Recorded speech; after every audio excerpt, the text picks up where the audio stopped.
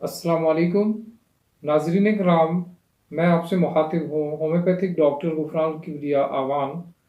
आज हमारा जो लेक्चर है इसका उन्वान है Hering's law of cure, doctor herring का कानून शिफा।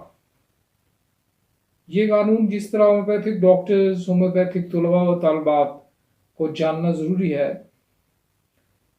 क्योंकि दौरान इलाज उन्होंने इस बात का जायज़ा लेना है कि मरीज़ रूबसेद है या मर्ज मजीद बिगड़ रहा है।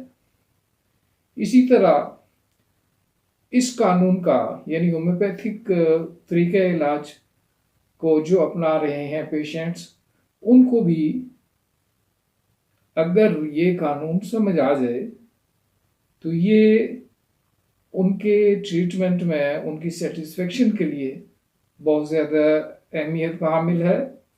और ये होम्योपैथिक डॉक्टर्स के लिए भी मददगार है कि अगर उनके पेशेंट को ये कानून समझ आ जाए तो उनके पेशेंट्स ज़्यादा उनके लिए मुआविन साबित होंगे और कंप्लीट की ओर तक वो उस इलाज जारी रखेंगे।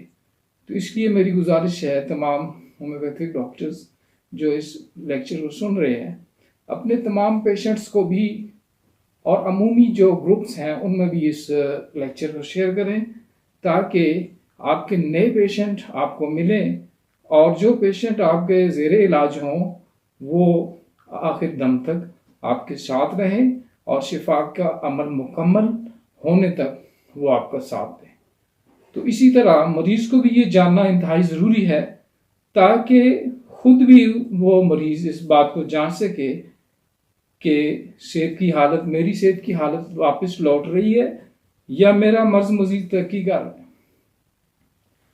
डॉक्टर हेरिंग ने अपनी शब रोज़ मेहनत और अपने ज़ेरे इलाज मरीज़ों का बगौर जायज़ा लेने के बाद, बरसों के गौर व फिक्र और तजर्बात के बाद इस नतीजे पर पहुंचे कि बीमारी और शिफा के दौरान मरीज की इलामात एक खास तरतीब से बदलती हैं। डॉक्टर हेरिंग ने शिफा और बीमारी के मुतालिक जो कानून वज़ा किया उसको हेरिंग गाइडिंग सिम्टम्स में डॉक्टर हेरिंग ने बयान किया है। और वो क्या है, तो आइए डॉक्टर हेरिंग्स के अल्फाज को हम देखते हैं कि वो क्या कहते हैं। Cure take place. अब ये वो एक नक्शा खींच रहे हैं आपके सामने कि शिफा का अमल जब शुरू होता है तो क्या होता है। आप कैसे जांच सकते हैं कि ये अमल जो शुरू हुआ है इसके एंड पे शिफा मुकम्मल होगी या मर्ज तरक्की कर रहा है। आप जांच सकते हैं इस कानून को समझने के बाद। तो cure take place from above to downward, यानी जब शिफा का अमल शुरू होता है तो जिस्म के ऊपर वाले जो हिस्से हैं उनसे इलामात नीचे के हिस्सों में ट्रांसफर होना शुरू होती हैं।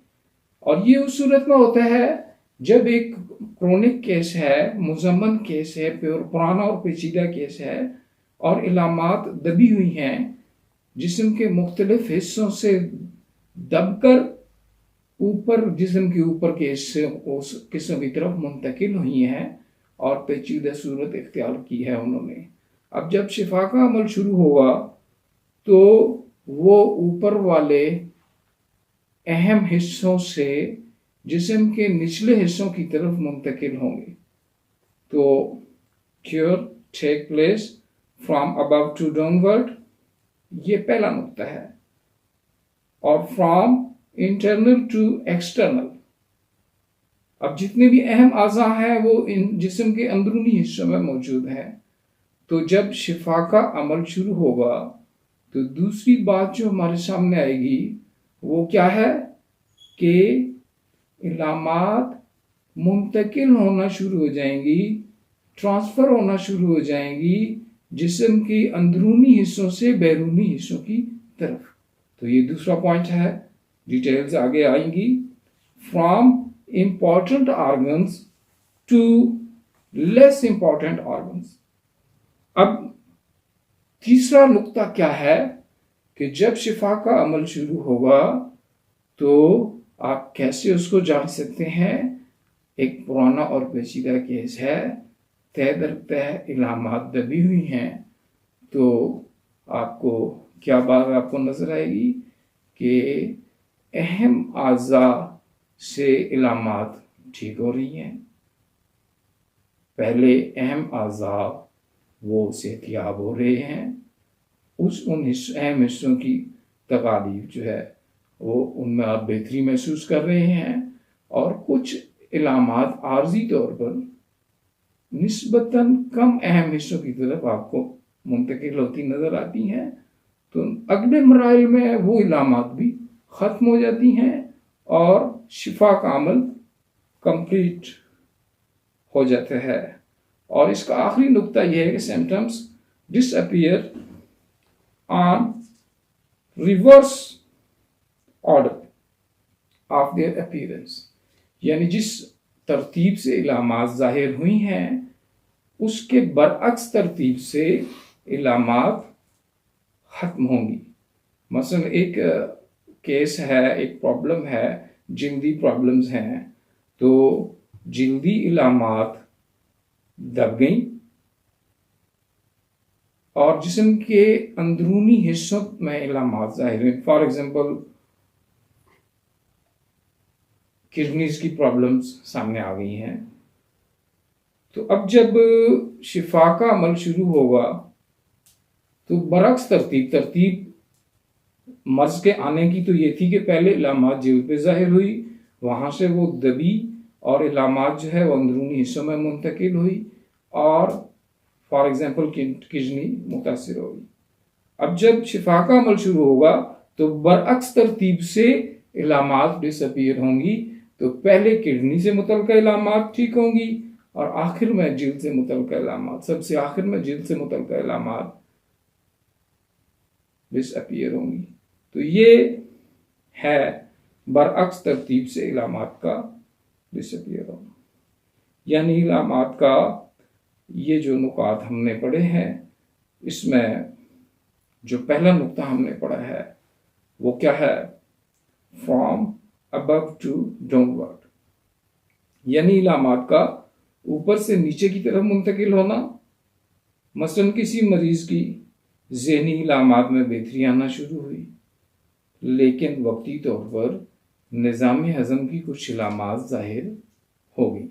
اب یہ مائنڈ سے ہے، یہ نسبتاً زیادہ اہم حصہ ہے جو پوری باڈی کو کنٹرول کر رہا ہے، پورے سسٹمز کو کنٹرول کر رہا ہے۔ اب ذہنی علامات اگر بہتر ہونا شروع ہو گئی ہیں اور عارضی طور پر نظام ہضم سے متعلقہ علامات ظاہر ہوئیں، تو یہ کس بات کا اظہار ہے کہ شفا کا عمل شروع ہو چکا ہے اور اگلے مرحلے میں وہ ہضم سے متعلقہ علامات بھی درست ہو جائیں گی۔ تو ہم یہ سمجھیں گے اس صورت میں کہ جب ذہنی علامات بہتر ہوئیں اور وقتی طور پر نظام ہضم سے متعلقہ علامات ظاہر ہوئیں، تو ہم اس بات سے یہ اندازہ کر سکتے ہیں، معالج بھی پیشنٹ بھی، کہ شفا کا عمل جاری ہے اور یقیناً اگلے مرحلے میں مریض مکمل شفا یاب ہو جائے گا۔ لیکن اس کے برعکس ہو، اگر اس کے برعکس ہو کہ معدے کی تکالیف کا علاج کے دوران معدے کی تکالیف میں تو بہتری آئی ہے لیکن ذہنی علامات ظاہر ہو رہی ہیں، تو اس صورت میں ایک معالج یا مریض سمجھ جائے گا، اگر وہ ہیرنگز لا آف کیور کو سمجھ گیا ہے، ہومیوپیتھک وے آف ٹریٹمنٹ کے جو قوانین ہیں ان کو سمجھ گیا ہے، تو وہ اس بات کو سمجھ جائے گا کہ قانون شفا کی روشنی میں مریض مزید بگڑ گیا ہے، مرض مزید بگڑ گیا ہے، مریض کی کیفیت مریض ابتر ہو گئی ہے اور مریض مکمل شفا یاب نہیں ہو پائے گا۔ مرض کا اور مریض کا نئے سرے سے جائزہ لینا پڑے گا اور کیس ٹیکنگ دوبارہ کی جائے گی اور بالمثل دوا کا انتخاب کیا جائے گا تاکہ مریض مکمل طور پر شفا سے ہمکنار ہو سکے۔ تو یہ آج کا ہماری اتنی ڈسکشن ہے۔ ابھی یہ ڈسکشن باقی ہے، باقی جو ڈسکشن ہے وہ نیکسٹ لیکچر میں ہم اس کو باقی نکات کو کمپلیٹ کریں گے۔ تو تمام جو نئے ناظرین ہیں جو کہ اس ویڈیو کو دیکھ رہے ہیں وہ اس میرے چینل کو، یوٹیوب چینل کو سبسکرائب کریں اور اس ویڈیو کو لائک کریں اور دوسروں کو شیئر کریں۔ اوکے جی، اللہ حافظ۔ ہومیوپیتھک ڈاکٹر غفران الکبریہ آوان چکوا۔